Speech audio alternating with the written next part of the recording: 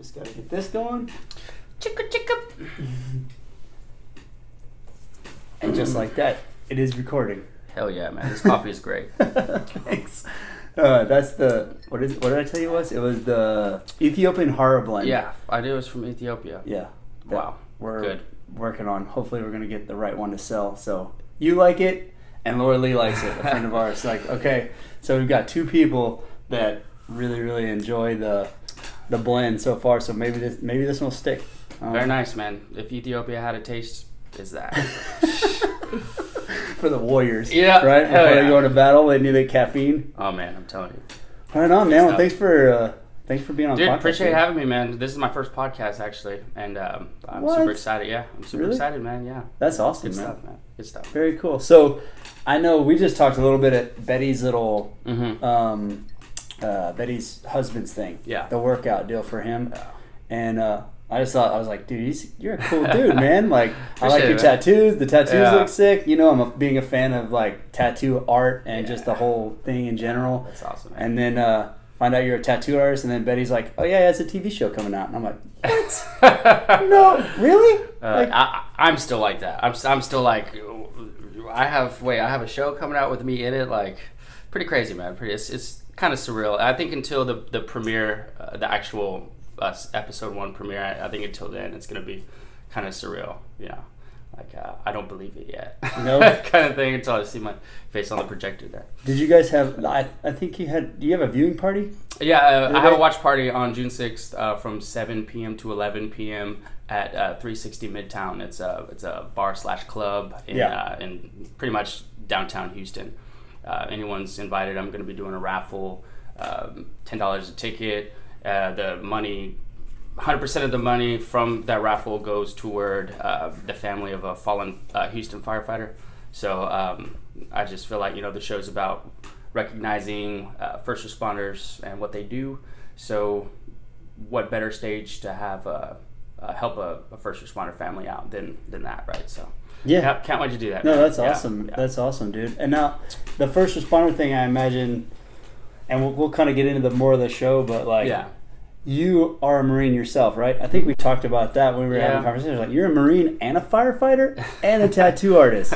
Like, all two of those at things. the same time, but I'm not active duty anymore with the Marine Corps. I pretty much I joined. My mom actually had to sign paperwork because I was 17 Really? when I signed up. Yeah, the recruiter, the Marine Corps recruiter, was in the grocery store that I was bagging at the time. I worked at a grocery store in Dayton, Texas, and he walked in there and he was like, "You look like a bright young man. You want to join the Marines?" And I was like, "Let me think about that." So eventually, I did think about it, and as a kid growing up, I always wanted to be in the military, man. So, and it was a natural thing. The day after I graduated boot camp, flew out to San Diego to get yelled at for 3 months. Then did my thing for 5 years. Got out in 2013. There's about an 8-month window after I got out of the Marines to when I started the fire department thing. So for 8 months, I was just tattooing full time. That was the first time I tattooed only. I've always tattooed and did something else. So that was cool. And then fire department has treated me well. So yeah. Man, here we are. I really thought about becoming a firefighter for a long time. Yeah, it's rewarding. Between firefighter and being a cop and then the military thing, yeah. If I had grown up different and had a different upbringing, that would have been a path that I might have gone. Yeah, upbringing, definitely. My mom, she raised me and my sister and my brother as a single mom.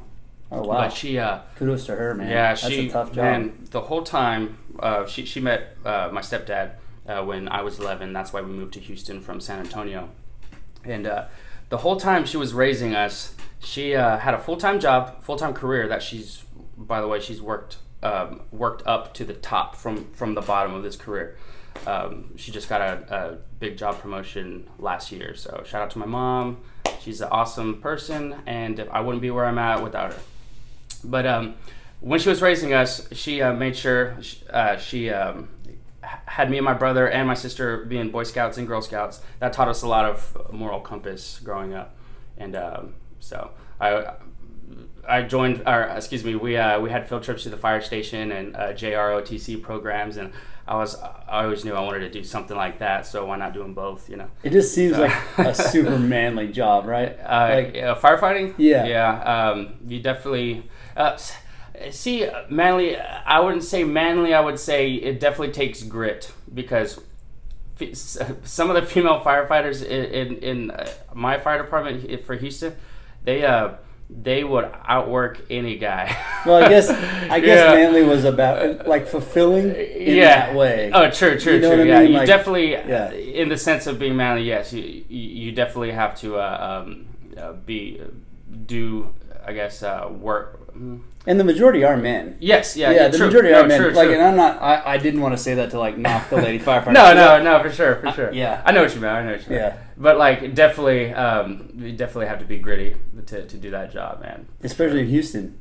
Yeah, Houston. We are the fourth largest city in the U.S. and one of the biggest fire departments in the U.S. when it comes to covering square mileage. So we have. Whoa! Did not know Yeah, that. we cover over 600 square miles, over 96 fire stations, I believe. Yeah. We are a huge fire department, so we're exposed to a lot of different emergencies. And to be a Houston firefighter, you need to also be an EMT or a paramedic as well. So most stations, your first 24-hour shift, you'll be on the fire truck doing fire suppression operations.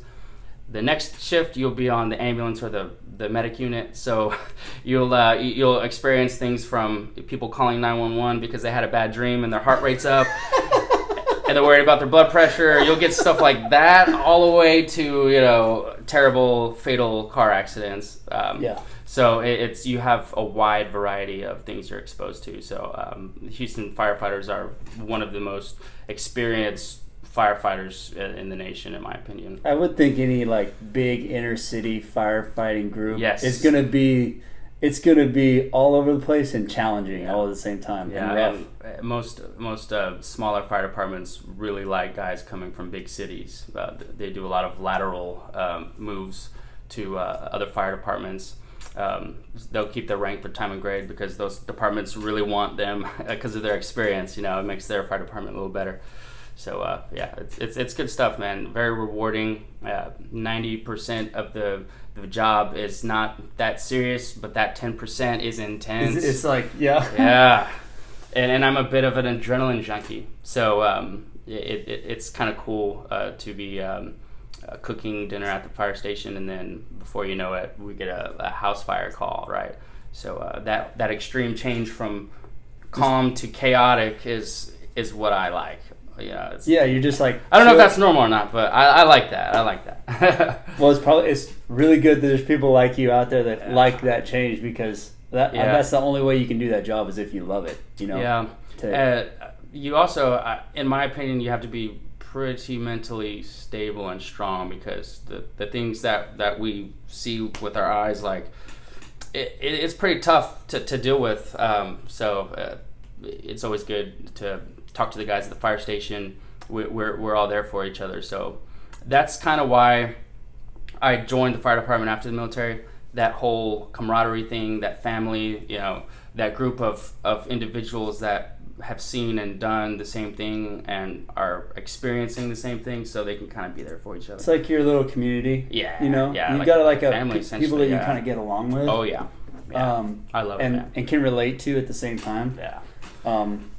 The only thing I have to like kind of understand that is, I had a really good friend growing up. His dad was I forgot what he was. He was an investigator for the fire department. He moved up and went into that, and then he would have to go to scenes all the time and see dead bodies, and he had all these horrific things. And he's like, we kind of joke about it, and we laugh at some of these pictures that we have and these things, because it's the only way for us to stay sane. It's really horrific. Is definitely what we need. That and any kind of like nurses and doctors, they're the same way. They have to find a way to cope with what they're seeing and what they're doing and what they're feeling with their hands. Like all those memories, accumulate. So it's in a way, I guess it's a defense mechanism, like joking around about stuff like that. Of course, it's not like a disrespectful thing. Yeah. We just have to make light of it,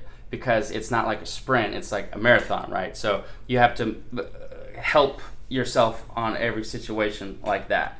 So yeah, it's crazy, but it suits me well. Well, I think it takes like a little bit of the reality away from it just for a second, so that you can kind of be like, okay, I deal with like seeing terrible things all the time, and then it kind of takes some of the. It seems like to me it would take like some of the sting out of it, where you can function on a daily basis. Yeah, that's well said, man. Takes reality, but I like that. Yeah. So that explains it perfectly, man. Yeah, wow. Yeah. So how did you tattoo a bunch of the people at the fire station? You became a firefighter first, right, before a tattoo artist? No, I was a tattoo artist when I was in the Marines. So wherever I was stationed, I would tattoo outside base. Oh, really? Essentially. Would you do it for money? But I obviously wasn't able to tattoo as much as I wanted to. Being in the military, you don't really have a 9-to-5 job. It's pretty much whenever the U.S. government wants you, they're gonna get you. So I did it when I could, and I just made sure the studio owner would know that. So tattooed a lot of military folks back in the day. Then at the fire department, I probably, no joke, tattooed about 50% of the fire department. We have 4,000 employees. For the Houston Fire Department, it's awesome. I love it. Do you just like you do it like off work? You get off. You're like, okay, we're gonna go. I don't know if I can ask that question or not. Pretty much. I deal with my first responder and military clients the same way as all the rest of my clients. They just get the special treatment, Oh, sure. from me. Absolutely. But pretty much, say a guy at the station, or a guy messages me or emails me. Or it's a word of mouth kind of thing. Everyone in the fire department pretty much knows they got a guy in the fire department that does tattoos at a first responder themed tattoo studio. Yeah. So I get messages all the time, and we just do that whole process. Tell me what you want, what are you looking for, and I'll give you my artistic vision on it, and we'll go from there. You're like a legit artist, like. In a studio, that sort of thing. Like you have a place to tattoo. Oh yeah, I always take a step back, because guys will see my tattoos like, oh, you like tattoos? I'm like, yeah, I really like them, and they go, well, I got a guy. I'm like, nope. I'm not going to the Johnny will tattoo to you in the basement kind of thing. No, like, oh man, no. Outside of the fire department, I have also a large clientele that don't even really know I'm a firefighter. So that usually gets brought up in conversation during the tattoo. Yeah. So pretty much, shout out Prison Break Tattoos. That's where I work. We have a show on A&E Network premiering on June 6th called Hero Inc. And it's pretty much a show about first responders, them telling their stories, and me doing a tattoo design on them that has to do with the heroic story that they're telling. It's a treat for me. It's such a passion to be able to combine my two jobs, essentially. Being a first responder and being a tattoo artist, or an artist in general. I get to combine those two things, which is a dream come true to me. Didn't know that was going to be an option in the past, so I kept them separate. Obviously, tattooed first responders, so in a way it was already combined. But now I can actually use my art to put on first responders in a way where a large audience can see that those two worlds can combine. Yeah. So which I don't think has ever been done really on a national audience. So yeah, I'm super stoked about it, man. Yeah, it looks like a cool it's gonna show. be great. I flew out to New York mid-February, and I think you actually went to New York after me. Yeah, I went right after you did. Yeah, I didn't know you went out there for that. Yeah, so I went out there for that. I did a private viewing of all 12 episodes, and a couple episodes in, I was the production office has a private theater, so like I'm leaned back in this recliner, and I'm like just kind of arms crossed, like looking at that big screen, and I'm like, damn, I'm watching this as a fan now. I don't care about my face up there. Like, I want to see what happens next. The producers did a great job on doing the show essentially. That man, I'm super stoked for it, man. So is everybody in there from Prison Break? No, so I'm the only local artist there, and I'm also the only active duty first responder on the show. The other artists are phenomenal people. One of them, so we all flew down from wherever they were at to Houston. So it's filmed in Houston at Prison Break Tattoos on Washington Avenue. And the other artist, Tony Stannard, he tattoos in Tucson, Arizona. I've heard that name before. Yeah, he is a badass. I don't know if I can say ass. Yeah, you can say whatever you want. He is a badass, man. He got injured while he was in the Marine Corps and lost his pinky because of it. So his tattoo name is Tony Four Fingers. And so cool. he's a retired Marine. Combat Marine, and he is a badass. I'm telling you. He's a great tattoo artist in general, really. His mind is great. He's mentally strong. He's dealt with a lot of adversity in his life, and a great father, a great husband. He's just pretty much an all-around American hero. So he, tattooing out of Tucson, Arizona. We have Janice Danger. She is a wife of an active duty military member. That'd be interesting. Yeah, so she, it's cool to see her angle. When you see her tattooing on the show, it's cool to see her angle on being a wife of a military guy or first responder. So she can add to that conversation there. And this whole show, you just get different angles on different views. It's just such a great show. You have Rich Verdino. He owns a shop in Long Island, or as he likes to call Strong Island. He's a retired NYPD guy, and he was there for the 9/11 attack and everything. He is a badass as well. Great tattoo artist. He's a great painter as well. He's a great father. He has a couple kids, and he's probably one of the best dads I've ever seen. Everything he does is for his kids, so that's pretty cool. The only way I can relate to that, I have 2 dogs, and they're my world essentially. So you have Zoe Taylor. She owns a tattoo studio in West Hollywood. Her clientele very, very high profile. She's well known around that area for her detail, color or black and gray. She's a very, very good tattoo artist. When she was a kid, she was actually rescued by a first responder out of a car accident. So that's her view of, gotcha. She was saved by a first responder. Yeah. So all these people that are tattooing in the show are bring a different angle to everything. You go, of course, you got me out. I'm not a combat vet or anything like that, but I do have military experience, and I'm an active duty firefighter. So one of the episodes, I'm tattooing a guy, a first responder from Houston, that was medically separated from his job because he was injured and almost paralyzed from his job. So he's good now. He's walking around, dealt with a lot of adversity, but obviously I'm paired up with this guy to tattoo him because we both protect the same streets in the same city.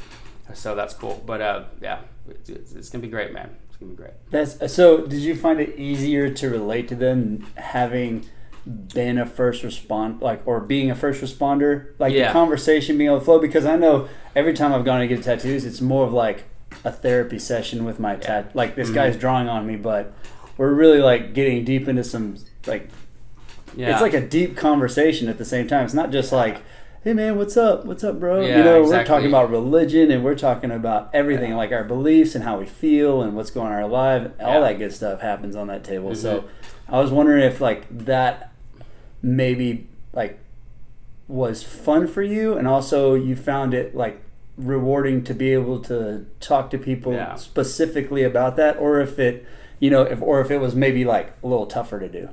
It was very emotional, but also funny and fun. You get all the emotions in these conversations I'm having with these heroes.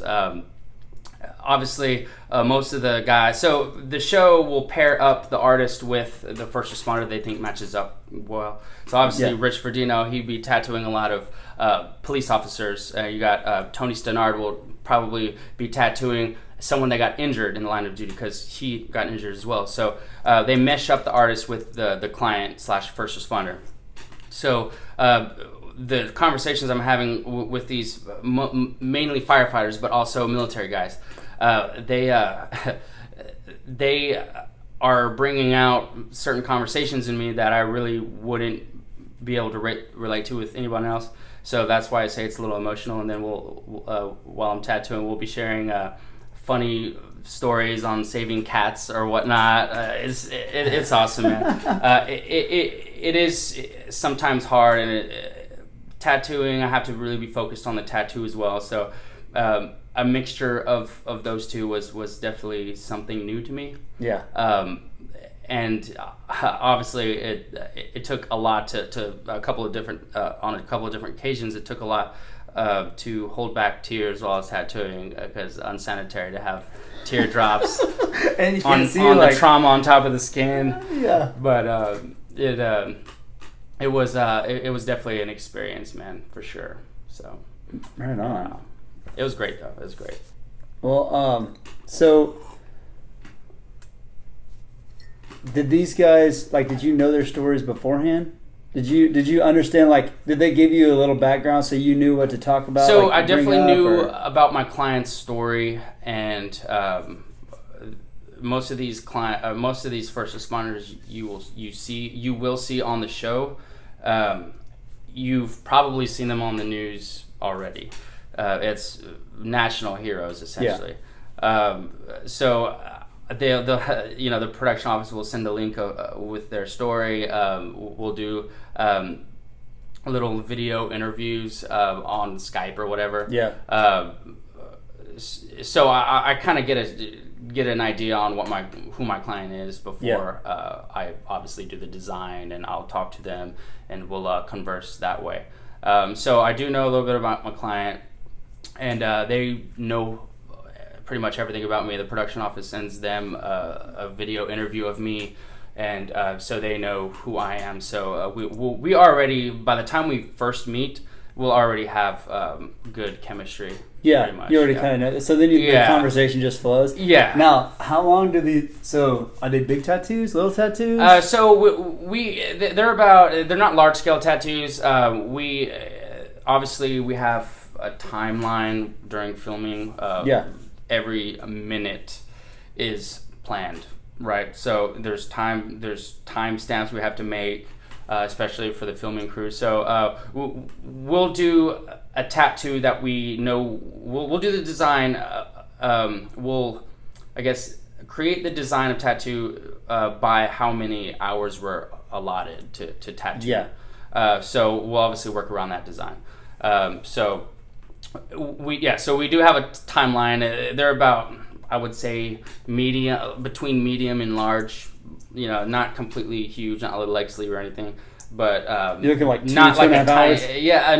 Probably like 5 hours is probably okay. What the most time, but that all depends on certain days. So you do 5 hours to get little clips out of that.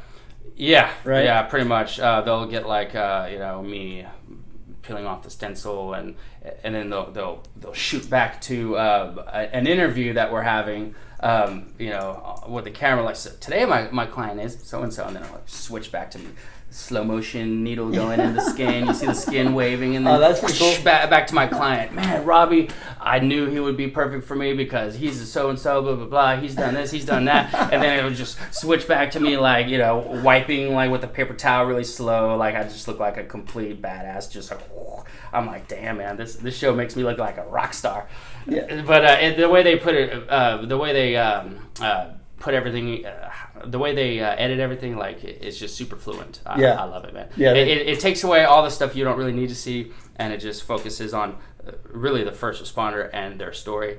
And at the end, the tattoo reveal, and it's perfect, man. It really is. It's good. That's awesome. So, I guess your painting.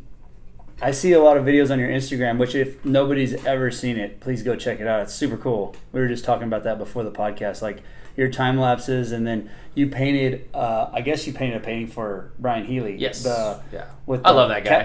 He's awesome. He's an awesome guy, man. He's so awesome. He really is. He's a manly man. Is what he is. Yeah. I got a bit of a man crush on him. He's a cool guy. He's definitely gonna have to listen to this episode all the way through for that. I need him to teach me how to do a proper pull-up. Well, we actually like started to do a thing together, me and him, interviewing people who've done some epic, crazy things. Yeah. Like the last one was this Paul Watkins. Okay, yeah. He lives in Australia. He just nice. Won the Arctic 6633 ultra marathon. It's 383 miles, and that is insane. In Antarctica, and he won it. Insane. Yeah. He's such a cool dude. Like such a crazy cool dude. I was nervous awesome. In that interview. I was like, oh my gosh, I finally got to do an ultra marathon. Dude, like, it was hey, crazy, congrats on that, man. Yeah. How was that? Like, how was that? Anyways, it was awesome, and he's like so down to earth and cool. I would have picked his mind like hardcore. I thought I was going to at first, but then I kind of was a little nervous at first and got warmed up. So I'm definitely gonna do another one with him. Brian did great in the episode though. Brian kind of like he had some really good questions and the whole podcast came out good and like man. Mental stuff and all that. But yeah, so Brian and I started doing a thing where we're gonna try to get like people who have done these crazy like adventures and feats and stuff on the show. But that painting you did for him, the Captain America, because he's a comic book nerd. Yeah. Aside from being a manly man. Yeah. And that painting was sick. It was awesome. I put a lot of time into that because I know that he has a passion for the comic book side. So I didn't want to do the image that looked exactly like Captain America. I wanted to give him my taste on it, right? Yeah. So I did a blue monochromatic skin tone on him. I thought that would look really good with the colors on the suit and helmet. So I just kind of threw my twist on that, and I varnished it, so it should be good for a couple 100 years. If not, money back, money back. Come get it back from me in a couple 100 years. If it wears out. But it should stay in his family. If he wants to do that, it should be able to stay in his family for a couple of generations. What about those other paintings? You do the Eazy-E one. Yeah, you've done several. I like to do a lot of pop art stuff. A lot of stuff that is I guess influences generations. Of people. I like to do paintings of either people or things that have an effect on humanity. I think I'm able to capture the moment that defines that entity, whatever I'm painting. So it's fun for me, and it allows me to grow as an artist by each painting I do, like with that style. Yeah. So it's cool to be able to help myself grow and do a painting for Brian. So the cool thing about seeing people like yourself, and I don't know if you went to school for art or if you just did it all on your own. So I guess as a kid, I was always supernatural at drawing or recreating something. Actually, my first childhood memory is drawing the Coca-Cola symbol. So I was just super interested in how the letters flow. I remember it very clearly. Yeah. I just remember loving the curvature of the letters and all that. So from day one, I was just hooked almost. It's my hand was just doing its thing, and I was like, not sure how my hand is doing this, but I like it. I'm only a couple years old, but I like this, right? So so I just grew from there, man. That's when I was a little seed, and so now I still have a lot to grow as an artist. But no schooling. This is just something that's like yes. So I was getting to that. So as a kid, I naturally did that. I only took one art class when I was in 7th grade, and that was the only class. Up until that point, that was the only class that I was legitimately confident with. English, math, all that I wasn't, confident at. I killed that art class. I made that art class, my bitch, pretty much. So I absolutely loved it. I loved drawing the still life. All the other kids, there was 20 kids in the class.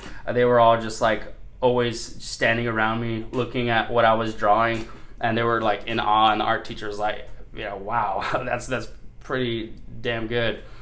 So that was the last art class I took in lower education, so high school and under. That was the only art class I took. while I was in the Marines, I took advantage of the free tuition that the military had to offer.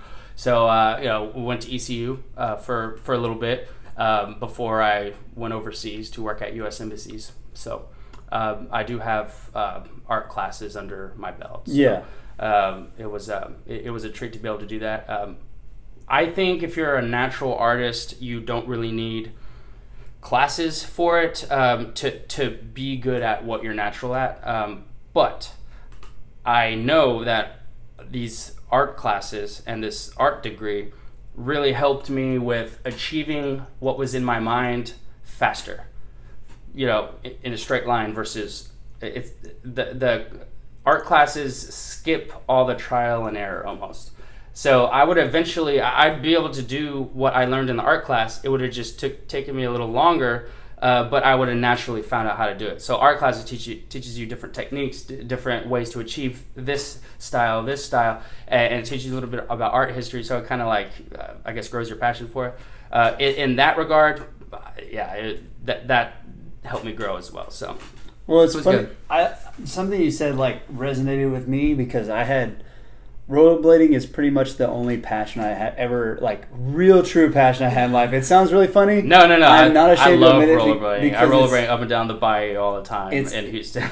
In my blood. And there's moments in time that I remember. I can see the wheels. So, Eric Shrine, Matty Mance, we go after one of our X Games runs. We go over to this little thing, and I remember we took him out street skating in our area there.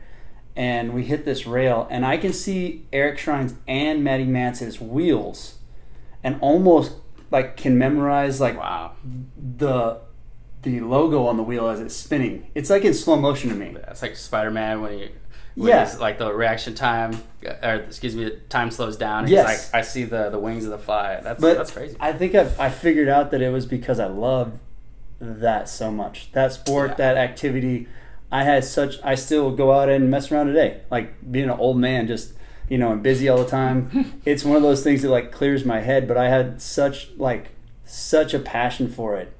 And I loved it so much, and that's all I wanted to do. It gave me such fulfillment that little things like that stuck out in my mind. So when you said, I can still see the Coca-Cola in my mind, then, from that early age, that this is something I want, I really want to keep doing. It's a treat, man. That's why the class was so easy too, right? I'm assuming the class is easier when you really, really want to do something. Yeah, I mean, well said. That's exactly how I feel about it. You still feel so when you started tattooing from that, do you have moments like that where things you can remember specific tattoos and you see things in a different way. You see the little nuances when you're doing them, and you remember all your tattoos and I don't really remember each tattoo design. I remember something specific about it that I either liked or absolutely hated. Yeah. But in that regard, I'm always trying to learn in every tattoo or painting that I do. I'm always trying to achieve new limits, I guess. Yeah. I am very hard on myself when it comes to me critiquing my own craft. I need to learn, I needed to learn to let go a little bit with my art and not try so much to color in the lines, but kind of put on canvas or on skin what is in my head and just don't think about it too much. That's a problem a lot of artists would face in their personal journey as an artist. So I definitely, the last, I would say, 3 years have been really finding myself as an artist and coming into my own as an artist. Of course, I can always grow more, but I'm glad that I'm going in the direction that I've always knew I wanted to, wanted to go. So definitely. Yeah. Well, finding that balance has got to be tough because anything that I do, I constantly see my mistakes. When we go over this podcast and stuff, I'm gonna go, oh, I could have done better as a host there. I could have asked a different question there. I could have done that. Exactly what you mean. But then other people may not hear that or may not see. If you did a tattoo on me, And I'd be like, dude, this is the sickest tattoo I've ever seen. I'm not an art guy. You know, I appreciate it. Yeah. But I have no talent for like art Yeah. and the patience for like the drawing stuff. I've just never wanted to learn it. So when you put it on me, I go, dude, this looks awesome. But you might see every little mistake in that tattoo, and it might drive you nuts, you know? Yeah, it does. This tattoo I did yesterday, it was a portrait of someone's cat who passed last year. The cat made it to 18 years old, by the way. Holy crap. 18 years old. Cat. It's an old cat. That's a wise cat. Anyways, that's like Gandalf. Like, that's Gandalf status. Yeah. But I tattooed this portrait of this cat with a Victorian-style frame around the cat's face, and, you know, the ears were coming, you know, going over the frame, and the neck and beyond was going behind the frame, so it had a nice layered effect. And absolutely gorgeous tattoo. She loved it. It was on the inside of her bicep. 8.5 hours. She took it like a champ. She only took like 3 or 4 bathroom breaks, and that's it, which I was very impressed. When she said she wanted, you know, a photorealistic picture of her cat on her arm, first thing I let her know was the photorealism takes time. You don't just get an image to look realistic by slapping it on. You know, it's not one image. It's an accumulation of tiny little details right next to each other in a certain order that makes it, you know, realistic. So, and it takes time, and you cannot cut any corners at all, or else, you know, you'll have a Down syndrome looking cat on someone's skin. So, anyways, I'm looking at when I'm done tattooing, I take really good photos of it with really good light source, and I'll study it for like an hour. You know, I'll zoom in on every little part, and I absolutely hate how I did one of these whiskers in the cat. I was like, I made it too parallel with the whisker above that whisker. That's not how whiskers are in real life. What the hell was I thinking? And, you know, I'm just like really critiquing myself about that, but no one else would ever know. Well, now people will notice. Hopefully. now everyone's going to see that I'm a fraud. Yeah. No, but I definitely hated that whisker, but everything else I was super satisfied with. So the one little whisker. Yeah, that one whisker. I'm like, that looks too animated, man. When nobody else they're gonna think it's perfectly natural. Yeah, exactly. You know what? It was a great tattoo. I'm actually very pleased on how it went down. Yeah, really good tattoo. Yeah, I'm sure the lady probably loved it. Yeah, she did. She almost teared up. It was great. Yeah. First I was going to say, my mom didn't get a tattoo, dude.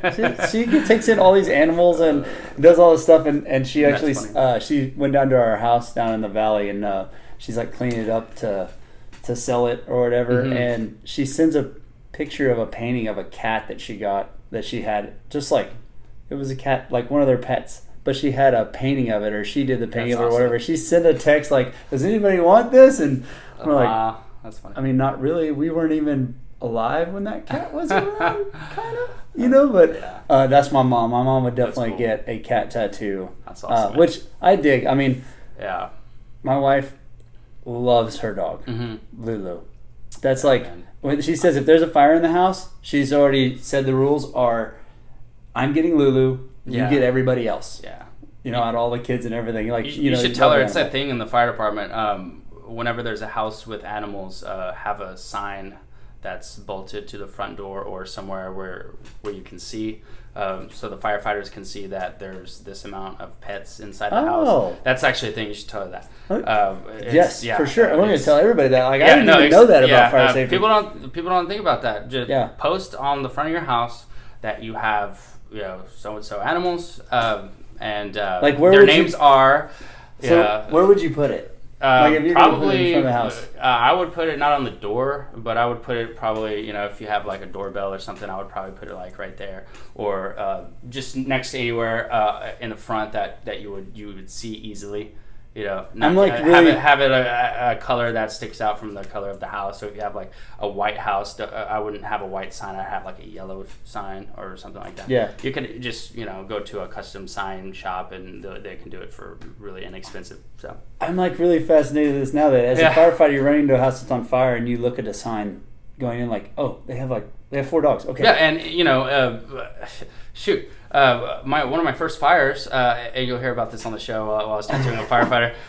One of my first fires as a rookie, I was rookieing at the fire station in downtown, huge fire station, and we cover a good amount of the downtown portion. So a lot of apartment complexes.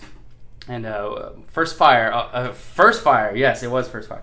I got pretty much, my right hand got mauled by a cat. I was, we were already on fire scene for like 45 minutes doing like multiple tasks in full fire gear. So I was like already just completely exhausted because that fire gear takes out your energy. I'm sure it does. Yeah, it's meant to keep heat out, so it keeps your body heat in, and it is hot in there. But after everything, this guy comes running down the stairs. My cat, one unit was on fire, but since it was like an apartment complex that shared the same ventilation system, all the other units got filled up with smoke. So this one guy comes running downstairs. My cat's in there. So he's in the bathtub. His name's Fluffy. So shout out to Fluffy. So obviously my captain, hey rookie, go up there and get the cat. So me being exhausted, I just have nothing but my bunker pants on and my helmet.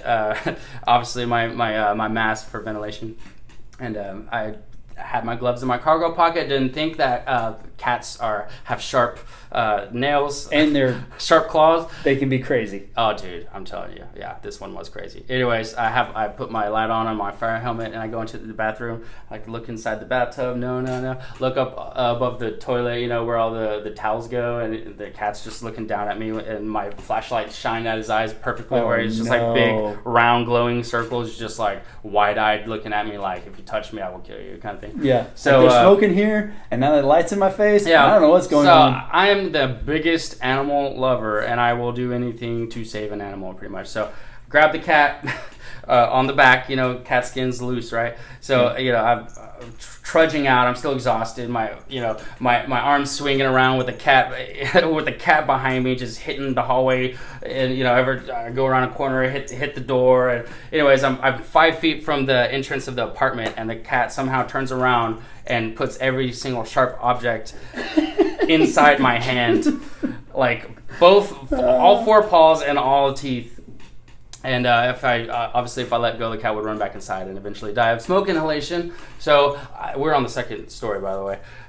5 feet inside the door, I chunked like a shot put, chunked this cat out of the door, hits the guardrail, starts helicoptering off the guardrail into the pool. Cat was fine, obviously. He just catapulted, I guess, into the water, got out. The cat was, the cat survived and all that. So, but my hand swelled up like a balloon. So and you have to get tested for rabies. Yeah, I went to the doctor the next day, and I got shots and looked at. Wow. So that was my first fire. I got a cat save. So how do you? I got a cat save. But I'm just saying, if the sign had my cat is in here, that could have probably been avoided to begin with. Yeah. Because when we first get there, we do like a 360, and we do a primary search, make sure all lives and souls are out of a building or whatever. If it's safe, we do that. How often do people put signs out that say they have this amount of dogs? That's honestly, unfortunately, that's not really a thing. I've never seen one, but we obviously know there. I know there are some, but I've never personally seen one. So I think that would help a lot.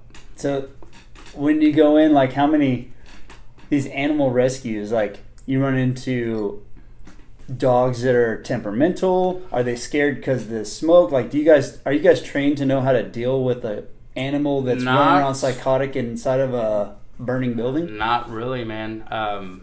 You just kind of got to use your judgment call on that. Do you just let them out, try to get them out, or you carry them out? Yeah. Well, it just depends. If the structure or whatever is on fire is full of smoke, most likely that animal is going to be passed out because they're not getting oxygen in their lungs. So in that case, definitely take him out and continue your job. And there's firefighters on the outside of the building, that are doing other jobs that will tend to that animal, give it oxygen, whatnot. So one of the guys I tattooed on the show, his name is Andrew Klein, and he actually in 2017 he did mouth to snout on a dog, which is not normal training for firefighters. That's like an extra thing that you need to sign up on your own time to know. So this guy happened to be the only guy in the fire department that had that mouth to snout training, and he pulled this poodle out of this fire, and the dog was completely dead, no pulse, no nothing, and he performed mouth to snout on that dog, on that poodle, for 20 minutes, got pulses back, saved the dog, and now the dog, the owners of the dog, he's from the Santa Monica Fire Department. Shout out to Santa Monica firefighters. They just had their 130th birthday in March, so that was cool. I did a big charcoal drawing of one of their iconic Santa Monica fire department photos when there was a church on fire, and they salvaged what they could of the church, and there's this really iconic photo that their fire department holds dearly, and I did a big charcoal drawing of that for their 130th birthday, sent it to them. They have it hanging up in their new fire station. But the owner of that dog goes by the fire station 1 there, and all the firefighters play with him and everything, and he likes to scratch his back on the mud flaps of the ladder truck. So it's 20 minutes. 20 minutes. He did not give up. You'll see it all over the news. Google him. Santa Monica firefighter saves dog. That is all over the internet. Hell, Japan picked that story up. You should see the graphics for that news channel. It's funny. Like, there's just all this artwork and all these different language letters everywhere. And there's it's like a comic book almost. There's this like a girl in the comic like putting her hands on her cheek like screaming, and then there's this like big manly American firefighter holding this poodle. Like, the artwork for that news segment in Japan was hilarious. But that made like world news. Yeah. That's so cool. Somebody would spend if you think about fires, you're gonna go human beings first, but the fact that he's spending 20 minutes on a dog. Yeah. So he was able to do that because obviously in the fire department we will always save a human life first. That's sure. And secondary would be in my opinion animal life, and then salvage what you can, property, right? But yeah, obviously it's on a case-by-case basis, but there was no other lives in there, and the owner of the dog actually was very hysterical, like, yeah, my dog's in there, he's my life, pretty much, or I don't know if it's a he or she, but that dog's my life. So they the Santa Monica firefighters did what they do best, help their community out. That's so awesome, because pets really did not give up, and the owner was right there. Like, imagine being that owner, and just like your dog comes back to life. It's like, man, that. But it's funny because whenever she said my dog's in there, Andrew was in there walking around in full gear, and if you've ever been in a house fire, it's low visibility, and you have your mask and hood on, so you have no peripheral vision. Everything's just like straight ahead, and there's smoke everywhere. So you really don't see anything, and my dog's in the back room, she said, and he was walking around there, and he saw this black rug on the ground the whole time, and he didn't realize it was the dog. The white fur and the poodle just got completely charred and full of soot from the smoke. He just looked like a rug on the ground. It's funny. One of the pictures one of the news channels got. They snapped a shot of him walking out of the house fire with this poodle, and if you zoom in on the dog's face, it's just like the worst picture of this dog. Like, his dog's the eyes were like rolled up, his tongue was sticking out. It looked like when you accidentally get your camera phone out and you reverse the camera on accident, where you see that ugly like low angle photo of your face. Like, it looked like that. Like, that dog definitely does not want that picture on the internet. The dog doesn't want the picture on the internet.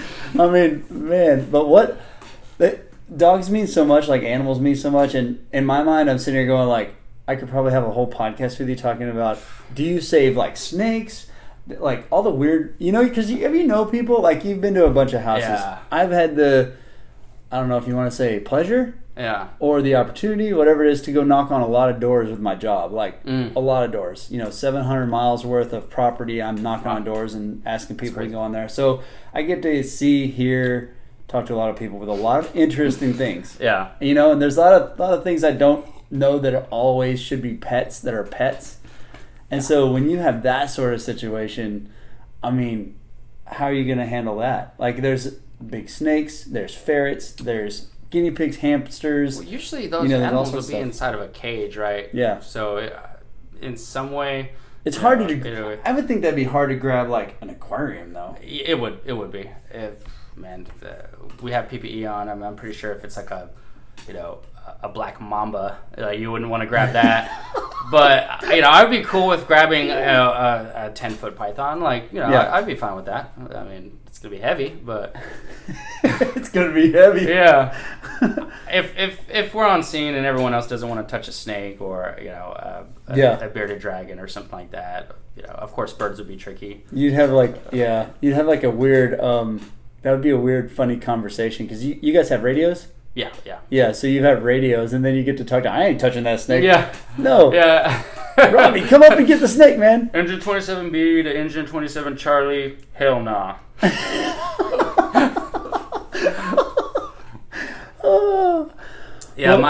The sign outside my front door would be a big sign. I got Jess and we live together. We have 2 birds, two parrots.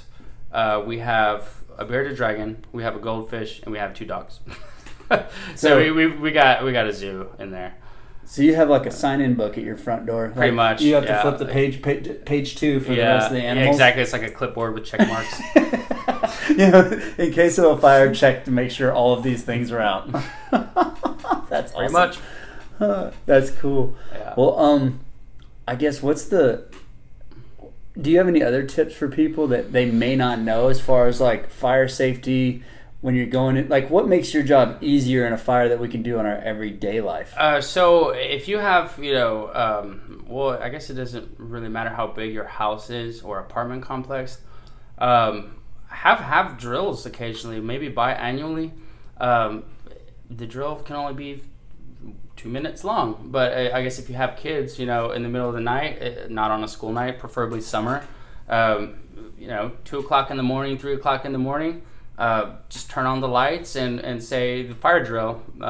People don't really think to do that, but whenever you're in high stress situations and you're not used to it, your cognitive thinking kind of goes out the window, and your fine motor skills goes away. It's suddenly hard to grab things with your hand and put things on and take things off. So if you're not used to being in stressful situations like that, I would do biannual drills, like turn on the lights, fire. Of course, tell the kid or the wife or the family member that you're gonna do it sometime. That way, they're not actually super scared, right?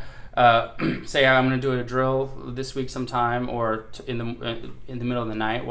Wait till everyone goes to sleep, and that's the best way because waking up, from a dead sleep into a drill, that's probably the most realistic way to do it. And always have, if you have multiple exits and doors, whenever there is a fire and there is smoke everywhere and you're disoriented, you don't know where your front door is. So from the inside, I would have maybe a little, it sounds a little over the top, but I would probably have a front door sign or something on the inside. Not an LED exit sign like in movie theaters. Just something to tell you it's a front door? Yeah. Or have paint a red ring around the doorknob or something like that. Just some way marker? So your family knows this is the front or back door. That's you said that is super interesting to me because I'm sure as a firefighter you drill things all the time. Mm-hmm. You drill. You've constantly got to be practicing your craft for saving people, and you see things. Military, you go like the reason it resonated with me is I had CT on the podcast. And he's a special forces guy, like a real American hero guy, like super cool talking to him. I loved it. And but he was saying it's like if somebody breaks into your house and you got a gun safe, you know, if you don't practice that thousands of times, what are you going to do when that happens? You know, like you get up, you're going to be shaken. Do you remember the combination? Like, how's that work? You know, like you're all of a sudden, everything's messed up in your system. Like you're rushing and you're nervous and you're shaking. So that really kind of took me back to that spot. Like, oh, practicing that over and over again. So if it were to, everybody, it slows down for you.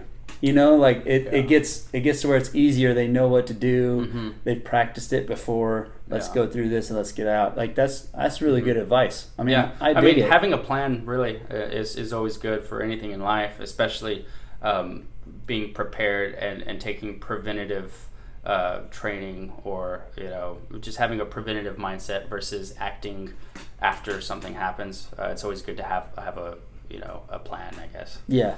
Just in case. Yeah. So just be prepared for any situation, really. Do you find any of that mentality the same way, like that mentality transfer into your art, your tattooing? Like the structure, like from the military and fire department, we have structure. You know, A, B, C, these are the way things should be done. Of course, that could be malleable. There could be new training where you find out new things, and then the order of A, B, C, D switches. But do things right. Do things in order. Don't cut corners. That's pretty much what I take from my civil service.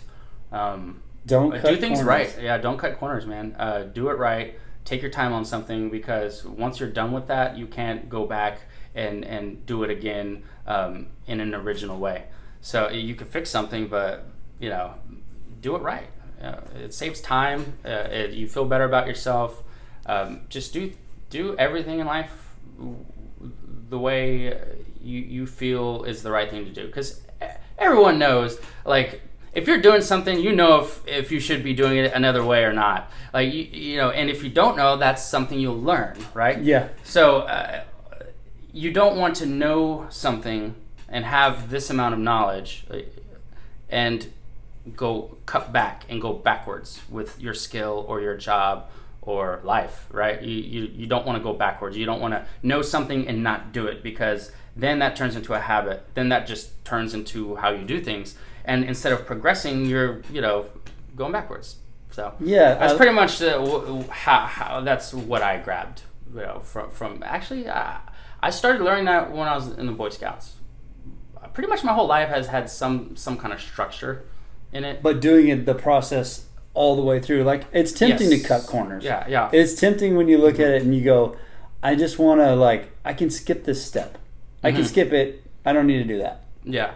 And maybe you can skip that step and still achieve the next step, but you know, when you do that step, there's less you have to think about and less you have to fix on the next step to get back on track.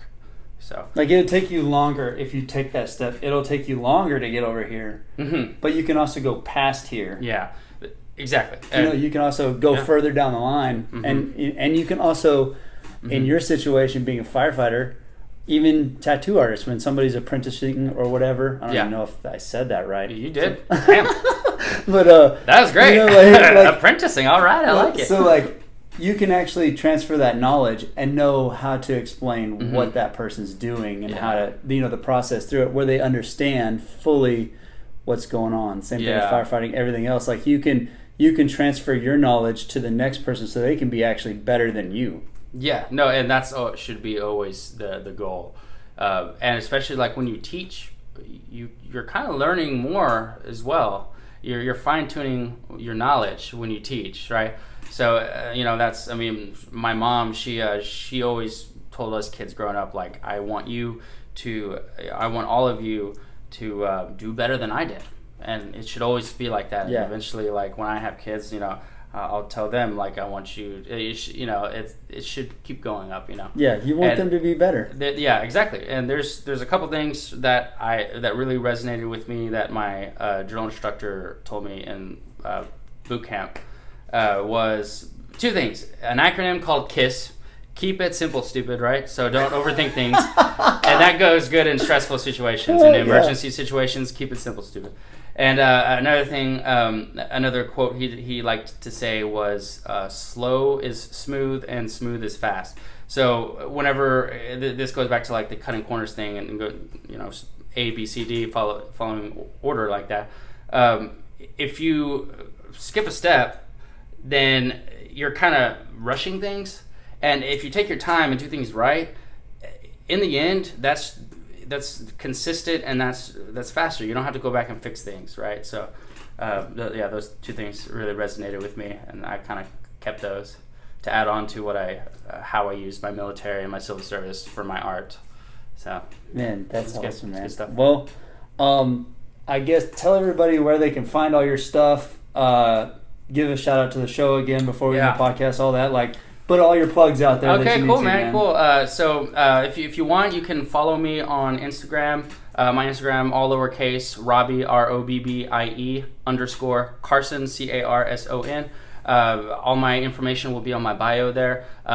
If you wanted to inquire about a painting as well, you can also DM me or email me at artworkbyrobbie@gmail.com. I have a couple more shout outs to my mom, Amber Corley, helping me grow up into a fine young man, or at least trying to be, and helping me out with my artwork, and really supplying me the tools I need to be as successful as I can, or at least open the door for it. Shout out to the show, Prison Break Tattoos, Hero Inc.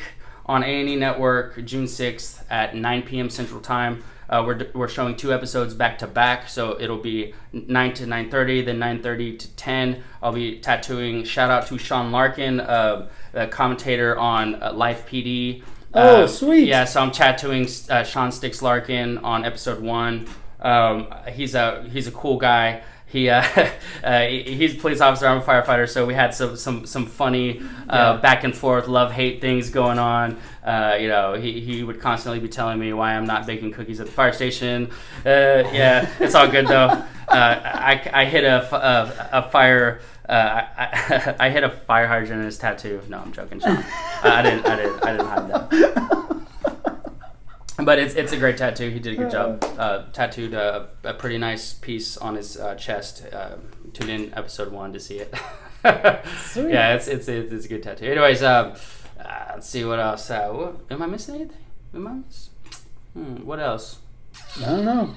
That's the show. Your tattoo. I think that's it. No, man. Facebook. You don't do anything on there. Robbie McLeod Carson on Facebook. McLeod M lowercase c capital C LOUD. Love that middle name. Thanks for having me on, dude. No, you bet. Man, I've been super excited for this, man. So me too. I'm glad we got it done. Me too. I think we hit a lot of good points that people can take from this. So, I hope we did. Yeah, I did. I mean, I was super interested in everything. Dude, man. I didn't know you had a passion for rollerblading. That is freaking awesome. I need to send you a pair of cut-off jeans. Oh, yes, my wife would love that. Love it. It's okay. I'll get a pair too. We'll go together. All right, on, man. Well, thanks, Robbie. All right. Yeah, no problem. That's it, dude. Dude, that was fun, dude. Thanks. I'll have to be on here another time, dude. Yeah, for sure.